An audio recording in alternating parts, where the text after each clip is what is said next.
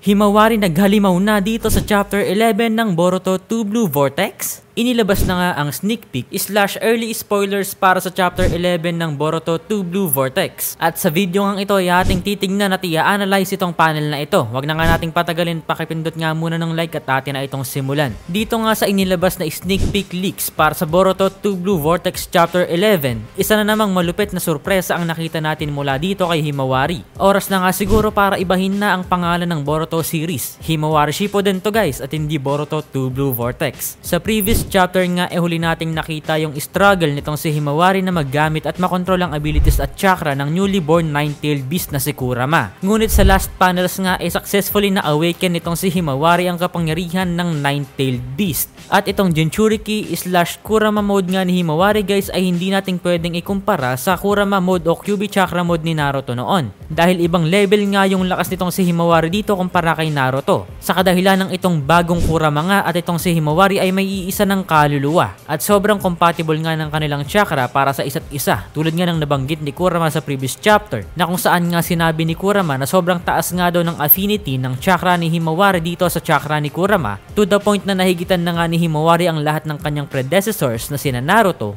Kushina at Mito Uzumaki. At dito nga sa sneak peek ng Chapter 11, isinukis nga sa atin dito ni Himawari yung kakaibang level ng control niya sa paggamit ng kapangyarihan ni Kurama. Sabi nga ni Kurama sa previous chapter, magwawala nga doon magra-rampage silang dalawa ni Himawari.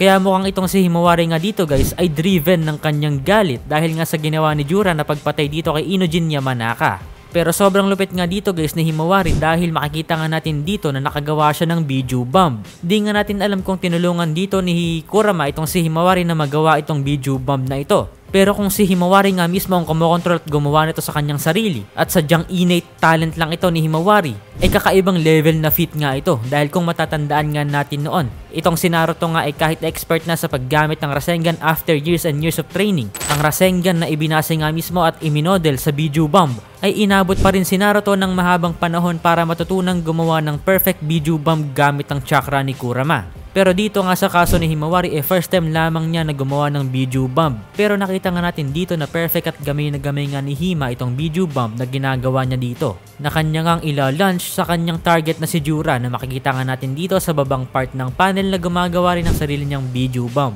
At mukhang matinding pagsabog nga ang magiging resulta nitong salpukan na ito. Kaya nakaka-excite nga ang palapit na chapter na ito guys. Kaya abangan nyo yung ating chapter spoilers at chapter review. Abangan nyo, subscribe para updated ka. Bye bye, love you, peace.